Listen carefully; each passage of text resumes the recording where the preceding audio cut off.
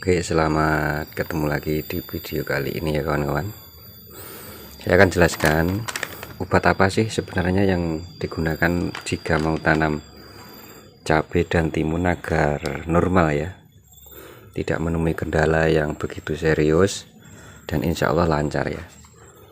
Ya, kita kenal dulu untuk obat-obatannya yang harus disediakan itu yang jelas ya. Ya banyak ya, sebanyak ini untuk jamur dan bakterinya saja ya. Ya, kita harus punya agrep ya. Ini untuk bakteri ya, bakteri yang menyerang dari tanah, dan juga jamur yang di atas bisa ini kelasnya untuk bakteri, dan yang ini juga untuk bakteri bisa, jamur bisa. Kita jelaskan secara carane wong tani tidak ora sah koyo wong ngerti. Dari pengalaman saja, ini dari pengalaman saya ya, dari pengalaman tanam saya. Untuk bakteri dan jamurnya kita harus punya dua ini, agrep dan kopset. Ini sudah saya lakukan berpuluh-puluh tahun, ini aman, saya tidak pernah kena kendala layu ataupun jamur-jamur yang serius, tidak ada. Jamur segera bisa diatasi ya. Dan kita harus punya lagi mancozeb-nya ya. Merek dagangnya terserah ya, yang penting mancozeb ini Bion M.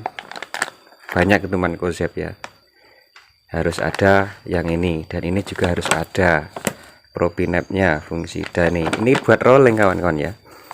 Caranya sudah saya share di video sebelumnya ya. Ini hanya sekilas saja. Obatnya yang harus disediakan agrep, kopset, Bion M. Kok Bion M? Mancozeb ini kan merek dagang ya. Ada propinep. Jika sudah punya obat jamur sebanyak ini, dipastikan untuk tanamannya lolos dari serangan bakteri dan jamur. Lalu untuk hamanya ya, kita harus punya abamectin yang bagus, 60 EC nih. Ini sangat bagus. Abamectin ini bisa untuk serangan ulat dan kutu kebul, kutu trip, tungau dan lain-lain. Ini sasarannya luas. Dan yang kedua, kita harus punya ini untuk wereng-werengan. Ini bisa juga kutu kebul. Yang jelas ini kutu-kutuan. Ini juga sangat ampuh. Lalu rollingannya kita pakai ini Rotras. Ini sama fungsinya sama. Ini sama, cuma buat rolling saja. Kalau nanti kita cuma satu, ini kebal. Kita punya ini juga kebal kalau cuma satu. Jadi kita harus punya 3 buat rolling.